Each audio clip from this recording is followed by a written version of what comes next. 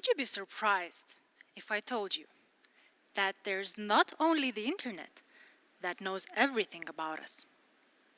There are tons of personal information laying just outside your house, in your waste container too. Hi, my name is Migle. I'm data protection and information technology lawyer. And today, I will tell you about two types of traces you leave behind yourself. It's digital and physical footprint, how this information is and how it can be used, and is there anything we can do about it. So first, let's talk about digital footprint. It's all the stuff you leave behind yourself while you use the internet. Everybody has digital footprint. Believe me, this is not an exaggeration. We are becoming increasingly defined, not to even mention valued, by our digital reputations. And this trend is only going to continue further, as more and more information about us becomes available online and searchable. It may come as a surprise for you, but your digital footprint may be permanent. It is currently easier and cheaper to store this data than it is to find it and delete it. Therefore, for every one of your online actions, whether they are deliberate or unintentional, whether they are positive or negative, there is a permanent record.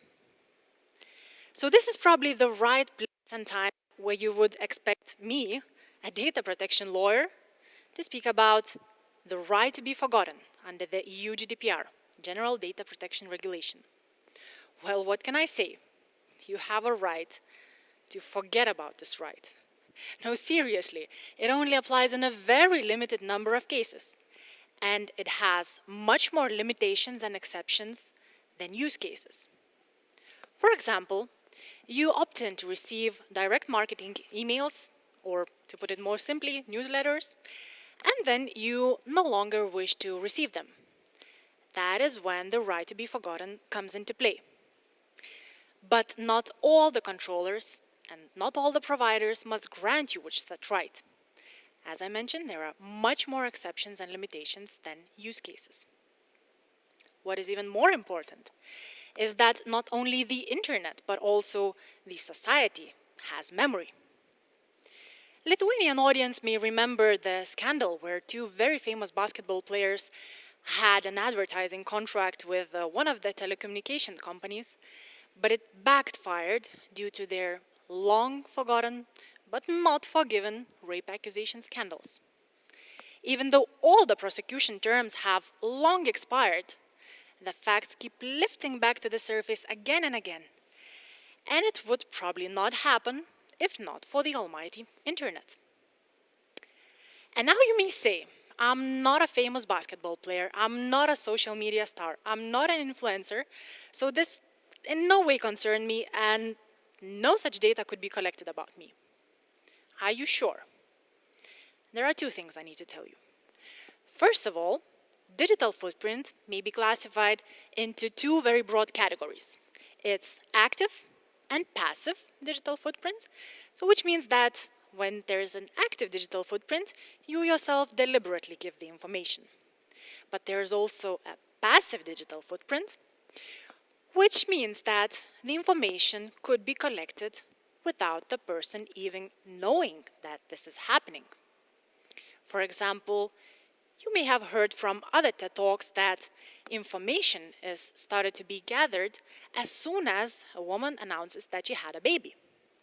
So obviously, the child himself or herself did not create a profile within Facebook so far, but Facebook already registers it as one more user and starts collecting such information. That is why it is very, very important. But also, what is even more important is that there is not only digital footprint, but physical footprint as well. A physical footprint is something that you step on the ground and leave a mark of yourself as a trace of your physical being. But I have a deeper notion of it in mind. And let me tell you a story to illustrate this. A year ago, I was moving out from one house to the other, and I had to throw away a lot of stuff we did not use anymore. So one morning near the containers, I saw a homeless guy who has been a sort of friend of mine for a few years then. We used to give him some food leftovers we did not consume, or clothes my husband does not wear anymore. And he used to help me clean my car's front window on some harsh and cold winter morning, so we had a certain connection. The morning we met, he asked, "Are you moving out?" And I was really surprised by that question, because he did not seem like a spy who would sit under my balcony and eavesdrop for my personal conversations. But it appears he was going through my waste container, and he found a lot of coffee and tea not used for many, many years. So he realized that some kind of high-level cleanup is going on. Also, digging deeper, he found the draft blank sales purchase agreement of the real estate, which put all the things into one perspective. He realized I was moving out, and he was right. What a smart guy. Merely by looking into the items I threw away, he made a meaningful conclusion. But let me tell you that you do not need a homeless friend to realize how physical footprint works. One artist made an exhibition of 3D portraits of people whose DNA she found on discarded cigarette butts and chewed up gum on the streets of New York. So she analyzed the found DNA to figure out the gender and ethnicity and some likely traits like likely size of their nose or likely eye color or likely hair color, and used the face generating software and a 3D printer and created this speculative series of their portraits. So you see, it is really wise to consider what data you leave behind yourself. You may ask, why is it important? And that is a very good question. It may have really very different use of using this information. So though those purposes may be really good ones, and some of them may be not so good. For example, the good ones include the fraudulent activities may be tracked down using your digital footprint. The companies may recommend items for their users which are based on their preferences, so it boils down to everything personalized, which gives you a better experience. Also, recruiters can find the right candidates for job positions using their footprint. I really like the idea of Tim Kendall, who is the former executive of Pinterest and Facebook, which he expressed in the movie The Social Dilemma, where he said that it is really easy to lose sight that those platforms have created really wonderful things in the world. They have reunited lost family members. They have found organ donors. So there are meaningful and systematic changes happening around the world just because of digital platforms. And he's totally right. They can be really beneficial. Some claim that the benefits only lay on the shoulders of the tech giants, that they're some kind of selling the data. But I really do not believe that it's in their best business interest to sell such data. It's not in their interest that the users do not trust them with their data. What do they do with it? As Mr. Kendall said in the same movie, they simply build models based on this data, which predicts our actions, and that is why this data becomes really valuable.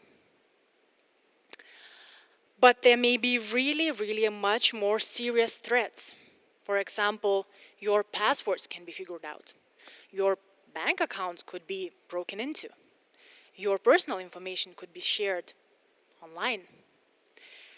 It may have serious repercussions on teens' life, for example, in missed job opportunities, shared personal information, or even ruined relationships. So it can have really very negative consequences. Therefore, we have to be very cautious when we share our data. But where we have to be even more critical is when we consume this data. People these days spend a lot of time online.